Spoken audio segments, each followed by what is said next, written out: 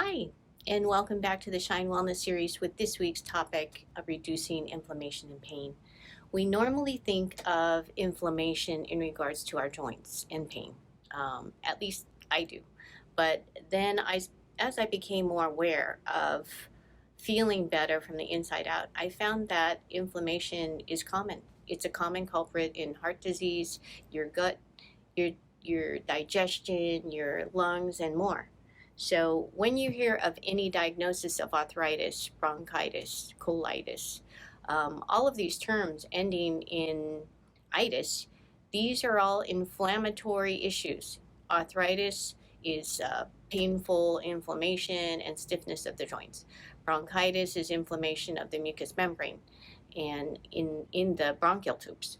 Colitis is inflammation of the colon. So inflammation happens when there is a level of injury to a cell.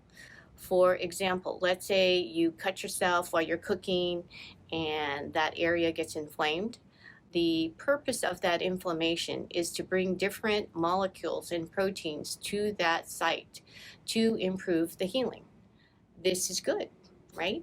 However, if the inflammation continues over a prolonged period of time, then that's when it's a sign of something more chronic, such as a bacteria or a virus or an infection, and it really should be looked at. Because I know now that getting to the root cause will help not only this chronic issue, but also root out possible other issues that I haven't even felt yet. I'm my own primary care provider, along with my doctor, who is my primary care doctor provider. So today, I want to share a story about how I know that food can affect inflammatory pain. So growing up, I grew up with juvenile rheumatoid arthritis, and I was in a lot of pain. So of course, my parents really wanted me to feel better. So they tried a lot of things. They even took me to Stanford to see a medical doctor there. And so I was eating fruits and vegetables, and then I had raw milk, and basically was eating really well, really healthy, nutritious foods, and my pain went away, and I felt great. I felt very clear. I had no pain, and life was good. And then I was asked by my friends to go bowling. And I went bowling with them. And then afterwards, we ate pizza. And so when we ate the pizza, I can't remember if it was right after or the day after, but the pain came back.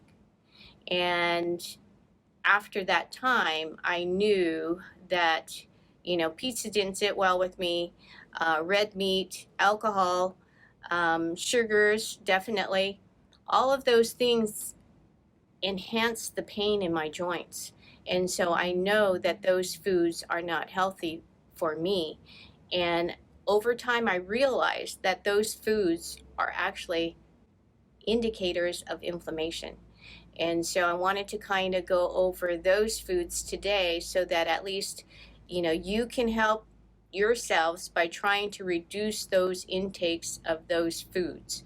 So the more that you can reduce those foods in your diet, the better you're going to feel, the less inflammation overall in all of your body, whether it's your heart or your gut or your joints or anywhere. So here we go. I'll list them off for you. Okay, here we go. So the most inflammatory foods to avoid are processed foods, sugars, fast foods, store-bought bread, grain-fed meat, vegetable oils, refined carbs, so too much refined carbs, right? So when those are digested, they're going to encourage the development of inflammatory bacteria in your gut. This will increase the risk of inflammatory bowel disease and obesity.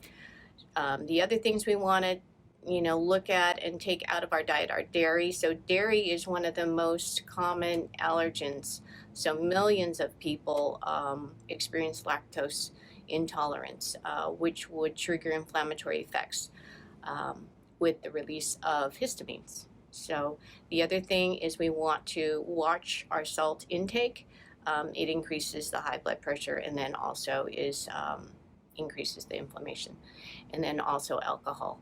So all these things are creators of inflammation, and I'm sorry to have to say that we may have to, reduce or cut back on things that you may like, but in order to become vibrantly healthy, some of these things actually are necessary. So see what you can do, and I hate to be a party pooper, but um,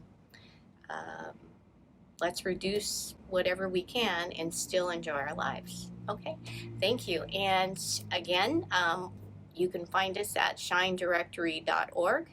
And tomorrow we will be seeing Aiting Jiang, our acupuncturist. She's an acupuncturist as well as a yoga instructor, and she will be talking about traditional Chinese medicine. Alrighty, we'll see you then. Thank you for tuning in. Take care. Bye bye.